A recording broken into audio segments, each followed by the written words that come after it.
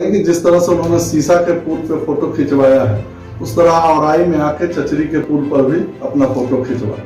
सांसद पिछले 5 टर्म से एक ही परिवार के लोग जो जाति के नाम पर चुनाव लड़ते हैं, धर्म के नाम पर चुनाव लड़ते हैं, मोदी के नाम पर चुनाव लड़ते हैं, उनको विकास से कोई लेना देना नहीं। तो ये तुगलक फरमान लोग करते हैं, ना उसके आगे सोचते हैं ना पीछे सोचते हैं।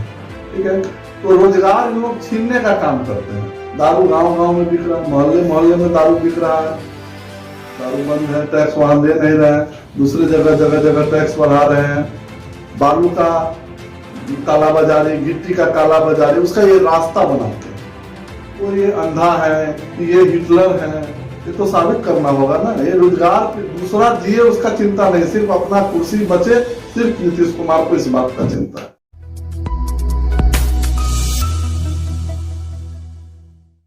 नमस्कार, आप तिरहुत न्यूज देख रहे हैं। मेरा नाम अनिकेत कुमार है।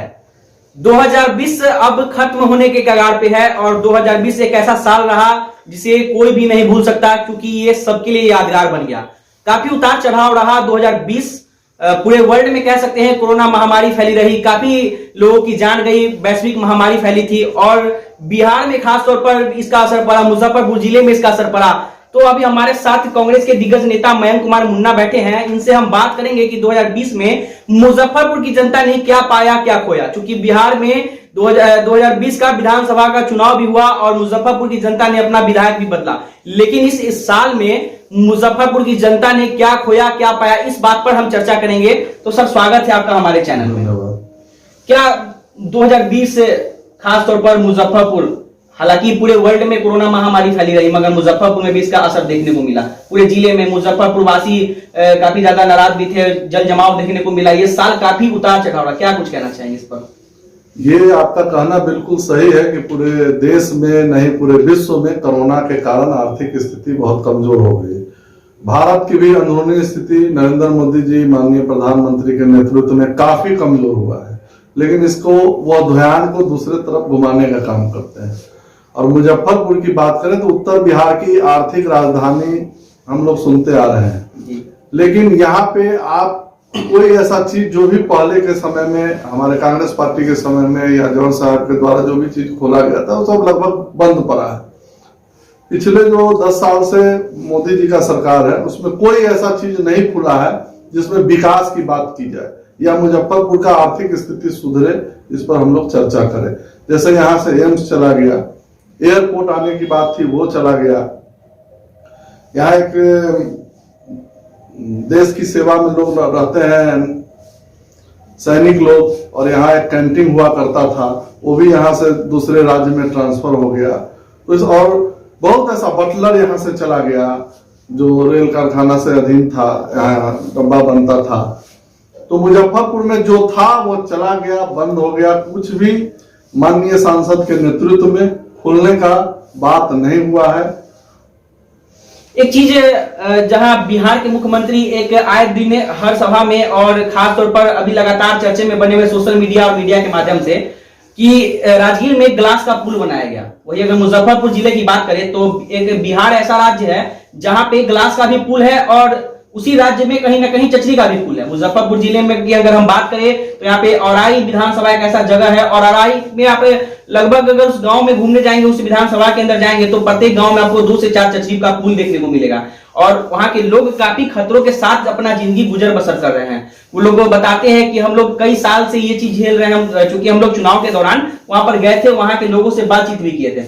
वो लोग बता रहे हैं कि काफी साल से ये झेल रहे हैं, नए नए प्रतिनिधि आते हैं, सांसद आते हैं, विधायक आते हैं, मगर अभी तक इसका निवारण उन लोगों ने नहीं किया। उसके बारे में क्या कहेंगे आप? देखिए, आपके माध्यम से हम मुख्यमंत्री का स्वागत करेंगे कि जिस तरह से उन्होंने सीसा के पुल पे फोटो खिंचवाया है, उस तरह औराई में आके चचरी के पुल पर भी अपना फोटो खिंचवा लें। दूसरी बात, यहाँ जो चुनाव नए सांसद नहीं आ रहे हैं, सांसद पिछले 5 टर्म से एक ही परिवार के लोग जो जाति के नाम पर चुनाव लड़ते हैं, धर्म के नाम पर चुनाव लड़ते हैं, मोदी के नाम पर चुनाव लड़ते हैं, उनको विकास से कोई लेना देना नहीं। न उनके पिताजी को लेना देना था और न उनको लेना देना है। कोई ऐसा काम अभी तक नहीं किए हैं जिससे यहाँ विकास दिखे या विकास करे। वो एक अपना फर्मा बनाए हैं, उस पर वो चुनाव लड़ते हैं और जीत रहे हैं। तो जो भी यहाँ के प्रतिनिधि हैं मुजफ्फरपुर की जनता के लिए क्या कुछ खास किया, क्या दिया मुजफ्फरपुर को उन्होंने? हमारी सरकार जब 90 में गई है, कांग्रेस की सरकार के बाद, कोई भी ऐसा सांसद, यहाँ कोई ऐसा चीज नहीं है। जैसे आप देखेंगे यहाँ मेडिकल कॉलेज है, लॉ कॉलेज है, जितना स्कूल कॉलेज है, उसके बाद ITI है, जवाहर नवोदय है, सेंट्रल स्कूल है, सब कांग्रेस पार्टी का दिया हुआ है। उसके बाद थर्मल पावर है, IDPL था, और ये सब चीज जॉर्ज साहब का दिया हुआ है। बटलर पूर्व से अंग्रेज के जमाने से ही है, जिसको भाजपा के सरकार में, वाजपेयी जी के सरकार में वो रिकमेंड हुआ था हटाने के लिए। फिर मनमोहन सिंह जी के सरकार में 10 साल वो रुक गया, पेंडिंग रहा। फिर ये सरकार, जब भाजपा की सरकार आई तो बटलर यहाँ से चला गया। तो यहाँ तो रोजगार छीनने का काम हो रहा है। रोजगार देने की बात करके वो लोग सत्ता में आए थे और यहाँ के नौजवानों को रोड पर लाने का काम कर रहे हैं, रोजगार छीनने का काम कर रहे हैं। कोई ऐसा बात नहीं की है जिससे रोजगार के प्रति नौजवान उसमें लगे और अपना रोजी रोटी चला सके। देखिए, रोजगार पे हम लोग कई पूर्व में आपके सवालों का हम जवाब दिए हैं।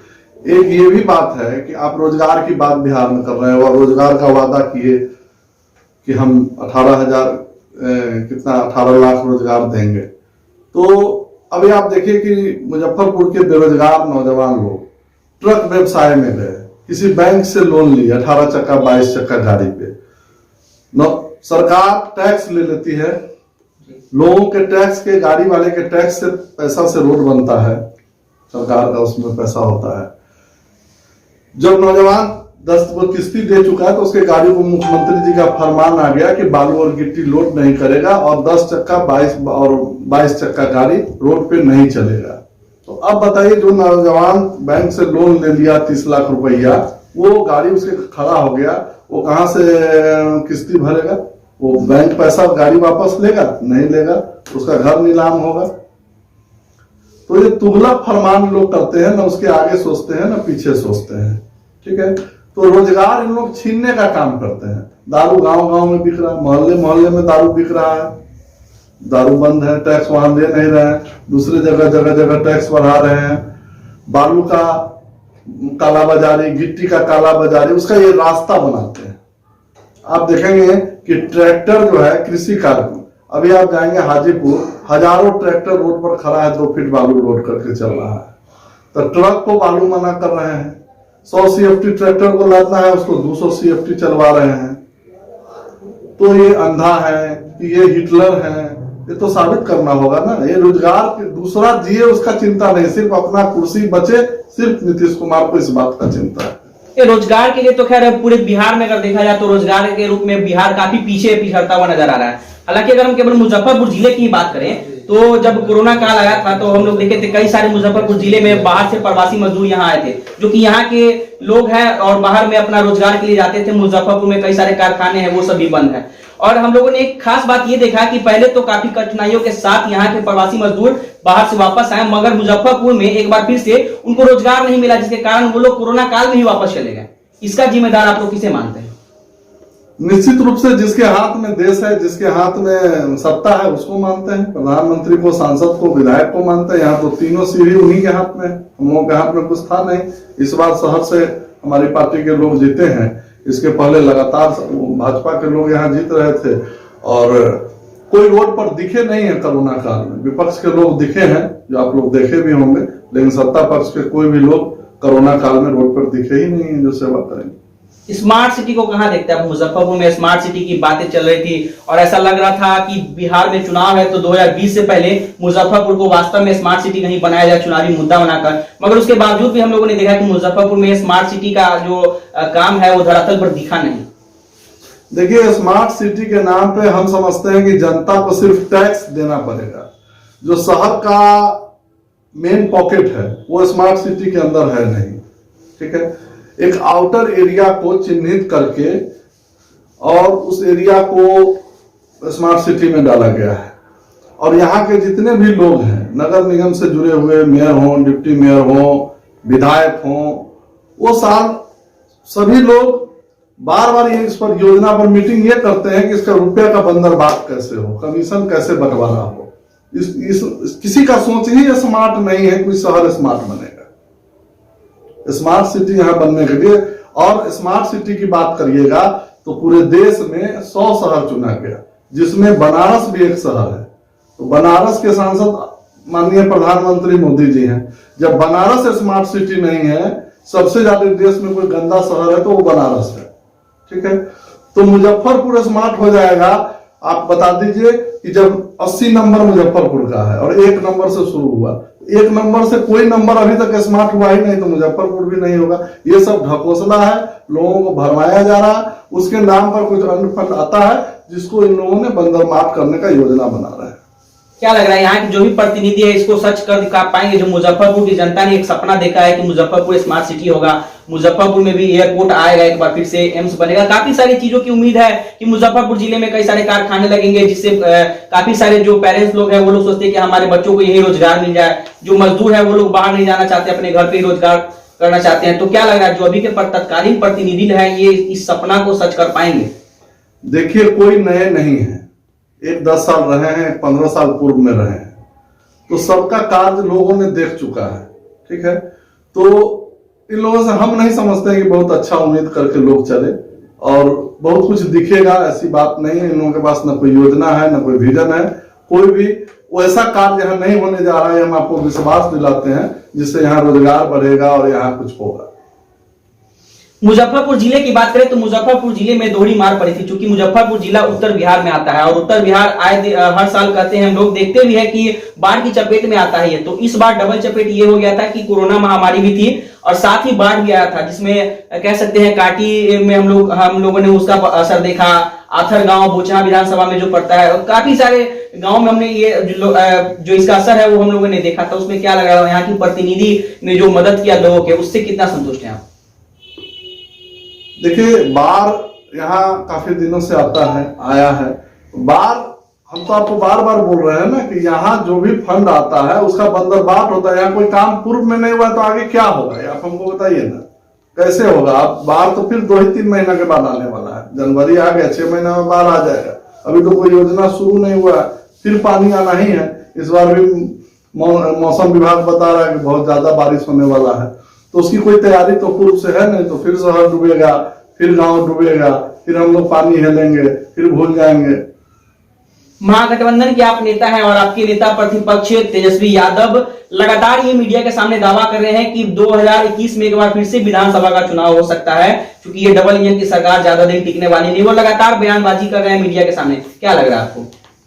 अगर ऐसा हुआ तो हम लोग तो तैयार हैं, हम लोग सिपाही हैं पार्टी के, जो काम मिलेगा करते रहें, करेंगे और हम लोग मजबूती से चुनाव में फिर से लड़ेंगे। नए साल के अवसर पे 2021 आने वाला है, क्योंकि 2020 काफी दर्द भरा रहा। हम लोगों ने उस चीज को देखा, उस महामारी को देखा। 2021 में मुजफ्फरपुर की जनता को क्या संदेश देना चाहिए, पूरे जिले वासी को?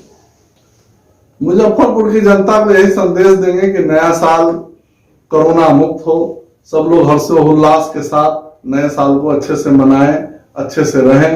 यही हमारा दुआ है ऊपर वाले से। तो हमारे साथ अभी मयंक कुमार मुन्ना जी मौजूद थे और इनसे हमने बातचीत की कि 2020 जो कि उतार चढ़ाव रहा, इसमें मुजफ्फरपुर की जनता ने क्या पाया, क्या खोया। इसमें कई सारी मुद्दों पर भी बातचीत हुई। हमने बात की कि बिहार एक ऐसा राज्य है जहां ग्लास का पुल है, यानी कि शीशा का पुल है, और उसको लगातार मीडिया के माध्यम से दिखाया भी जा रहा है, सोशल मीडिया पे उसकी वाहवाही की जा रही है। मगर मुजफ्फरपुर जिले में एक ऐसा गांव है औराई, जहां पर आप जाएंगे तो वहां तो आपको कम से कम 4 से 5 चचरी के पुल से गुजरना होगा, और वहां के लोग के लिए वो आदत बन चुकी है। और उन लोगों ने तो अपनी उम्मीदें भी छोड़ दी। उनका कहना है कि यहाँ पे कई प्रतिनिधि आए, हर बार वादे हुए, मगर वो पुल आज तक नहीं बना और वो लोग उसी तरह अपना जिंदगी गुजर बसर कर रहे हैं।